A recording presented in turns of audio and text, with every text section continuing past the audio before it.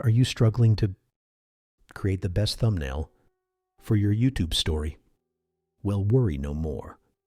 Here are a few tips to help you craft the perfect thumbnail that will attract viewers and make your story stand out. First, you want your thumbnail to be visually appealing and attention-grabbing. Use high-quality images and vibrant colors to capture the viewer's interest. Make sure the image relates to the content of your story to give potential viewers a glimpse of what they can expect. Second, keep it simple and uncluttered.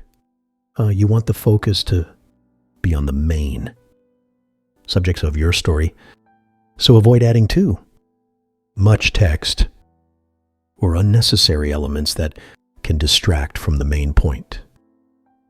A clean and straightforward design will make your thumbnail more effective. Third, consider using contrasting colors and bold fonts for any text you include in your thumbnail.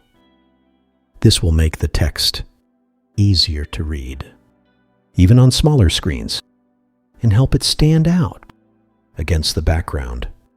Lastly, make sure your thumbnail is formatted properly for YouTube.